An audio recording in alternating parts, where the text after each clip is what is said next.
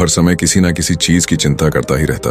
वो हर समय सोचता रहता कि कहीं मेरे साथ कुछ गलत ना हो जाए, जबकि उसकी जिंदगी में अभी तक सब कुछ ठीक ही चल रहा था।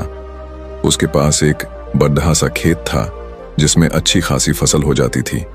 खेती करने के लिए 2 बैलगाड़ियां थीं, एक अच्छा घर था, एक पत्नी और 2 प्यारे बच्चे थे। लेकिन फिर भी वो किसी न किसी अनहोनी के बारे में सोचकर बेवजह चिंता करता रहता।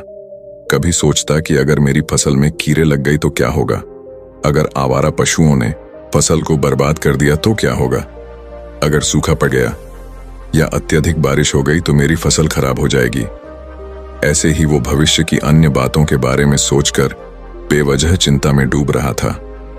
जैसे कि कहीं खेती के समय मेरे बैल बीमार ना पड़ जाए, मेरे बच्चों का भविष्य कैसा होगा, कहीं बुढ़ापे में मुझे कोई बड़ी बीमारी ना हो जाए, मेरे बच्चे बुढ़ापे में मेरा ख्याल रखेंगे भी या नहीं, वगैरह वगैरह। अपनी इस लगातार बेमतलब चिंता करने की आदत की वजह से वो आसान और परेशानी नहीं लगता था और अब उसका किसी भी काम में मन भी नहीं लगता था। उसकी पत्नी ने भी इस बात को अनुभव किया कि उसे बिना मतलब चिंता करने की आदत पड़ चुकी है। उसने उसे कई बार समझाने की कोशिश भी की, तुम बेवजह चिंता करना छोड़ दो, लेकिन उसके समझाने का कोई मतलब नहीं रहा। उसे पता चला कि नगर में एक महात्मा आए हैं जिनके पास सारी समस्याओं का हल है। फिर एक दिन वो उसे लेकर एक बौद्ध भिक्षु के आश्रम में पहुंची। बौद्ध भिक्षु बहुत ही बुद्धिमान और ज्ञानी व्यक्ति थे। किसान और उसकी पत्नी अपनी सारी समस्या बौद्ध भिक्षुओं के समक्ष रख दी। किसान ने कहा, महात्मा, मैं हर समय किसी न किसी बात की चिंता करता रहता हूँ। मैं ज्यादातर उन बुरी चीजों के बारे में सोचकर चिंतित होता रहता हूँ जो अभी तक मेरे साथ हुई भी नहीं।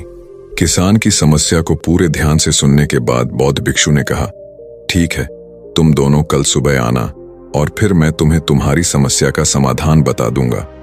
अगली सुबह जब किसान और उसकी पत्नी बौद्ध भिक्षु के आश्रम में पहुंचते हैं तो देखते हैं कि बौद्ध भिक्षु बहुत ही चिंतित अवस्था में जमीन पर पालथी मारकर बैठे हुए हैं और उनके सामने एक दूध से भरा गिलास रखा हुआ है। बौद्ध भिक्षु बार बार उस दूध के गिलास की तरफ देख रहे हैं और फिर कभी अपना हाथ अपने सिर पर रखते तो कभी जमीन पर वो बहुत ही चिंतित और बेचैन दिखाई पड़ रहे थे।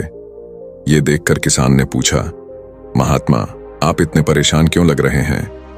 आपके समक्ष दूध रखा है, आप इसे पी क्यों नहीं लेते? महात्मा बोले, मुझे चिंता हो रही है कि कहीं इस दूध को बिल्ली ना पी जाए या फिर मैं कहीं जाऊं और तो क्या पता या दूध कहीं गिर जाए।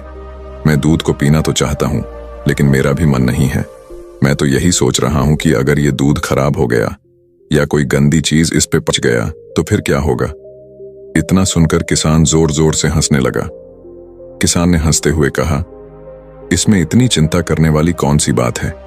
ये दूध ही तो है। अगर इसे बिल्ली ने गिरा दिया या ये खराब हो गया या फिर किसी ने इसे पी लिया तो क्या हो गया?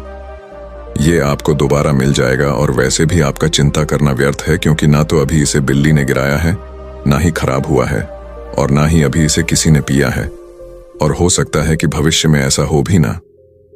किसान के मुंह से ये बातें सुनकर बौद्ध भिक्षु मुस्कुराए और बोले, मैं भी तो तुम्हें ही यही समझाने का प्रयास कर रहा हूं कि भविष्य की उन घटनाओं की चिंता करना व्यर्थ है जो अभी हमारे साथ हुई ही नहीं और बहुत बड़ी संभावना है कि वो कभी होगी भी नहीं, और अगर हो भी गई तो जिस चीज को तुम एक बार हासिल कर सकते हो उसे तुम दोबारा भी हासिल कर सकते हो, और अगर नहीं कर पाए तो कोई बात नहीं, क्योंकि समस्याओं के आने के साथ ही उन समस्याओं का सामना करने की हिम्मत भी अपने आप ही आ जाती है। ये बातें सुनने के बाद किसान को लगा जैसे किसी ने उसके गाल पर एक थप्पड़ मारकर उसे नींद से जगा दिया हो। उसे महसूस हुआ कि वो भी तो यही गलती कर रहा है, वो भी तो भविष्य की उन घटनाओं के बारे में सोचकर चिंतित हो रहा है जो अभी तक घटी ही नहीं और शायद कभी घटेगी नहीं। वो और फिर बौद्ध भिक्षु के चरणों में गिर पड़ा और कहने लगा, इतनी आसान में मुझे मेरी गलती का एहसास करवाने के लिए आपका बहुत बहुत धन्यवाद, और मैं आज से पूरा प्रयास करूंगा। मैं बेवजह चिंता करना बंद कर दूंगा।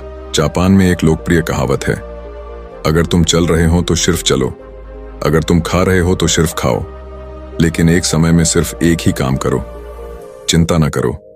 इस लोकप्रिय कहावत के अर्थ ने मुझे हैरान कर दिया था, और सच कहूं तो मुझे ऐसा लगता है कि कहावत के अर्थ में ही वो राज छुपा है जिसे अगर किसी ने अच्छे से समझ लिया और अपने जीवन में उतार लिया तो वो चिंता के बंधन से ही हमेशा हमेशा के लिए मुक्त हो जाएगा।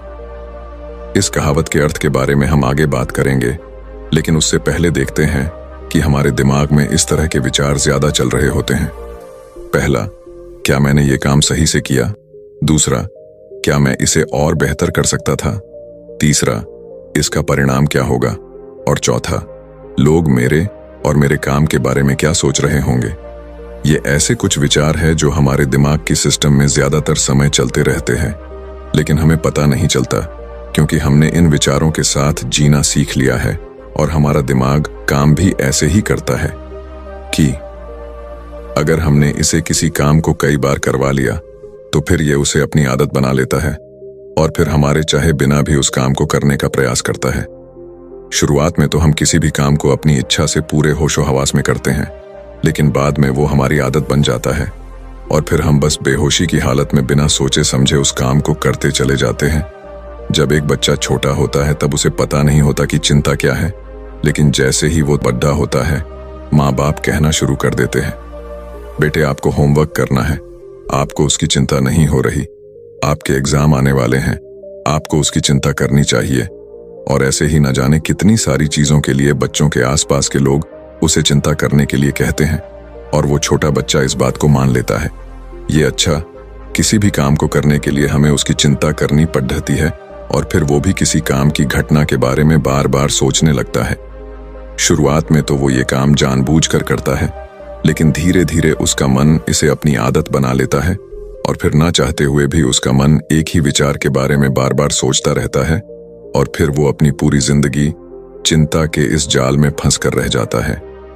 लेकिन अब प्रश्न ये उठता है कि इसका समाधान क्या है? तो इसका समाधान है ऊपर बताई गई जिन कहावत का अर्थ यानी जागरूकता। हमें अपने विचारों के प्रति जागरूक होना पड़ेगा। हमें थोड़ी देर रुककर इस बात पर ध्यान देना होगा कि कहीं हम ना चाहते हुए भी एक ही घटना के बारे में तो बार बार नहीं सोच रहे हैं। हमें पूरी जागरूकता के साथ ये देखने का प्रयास करना होगा कि पूरे दिन हमारे अंदर इस तरह के विचार उठते रहते हैं। अब आप पूछ सकते हैं, केवल जागरूकता क्या करेगी? मैं कहता हूं यह काफी है। ये मन को शांत करने के लिए पर्याप्त है, मन को अपने स्वभाव का एहसास कराने के लिए पर्याप्त है और जीवन में जागरूकता लाने का सबसे आसान तरीका है ध्यान करना। ध्यान करने के दौरान अपने विचारों पर ध्यान देना, और जब आप पूरी जागरूकता के साथ अपने विचारों पर ध्यान देना शुरू कर देंगे तब आप पाएंगे कि आपके मन में चलने वाले गैर जरूरी विचार एक एक करके अपने आप ही गायब होना शुरू हो जाएंगे और फिर आप एक आनंदित और शांत जीवन अनुभव कर पाएंगे। बाकी अगर ये कहानी आपको अच्छी लगी हो तो इस वीडियो को लाइक करें और ऐसी और कहानी सुनने के लिए डे इंस्पायर्ड यूट्यूब चैनल को सब्सक्राइब करें। तब तक मिलते हैं हम आपसे ऐसी ही एक और प्रेरणादायक कहानी के साथ अगले दिन। धन्यवाद।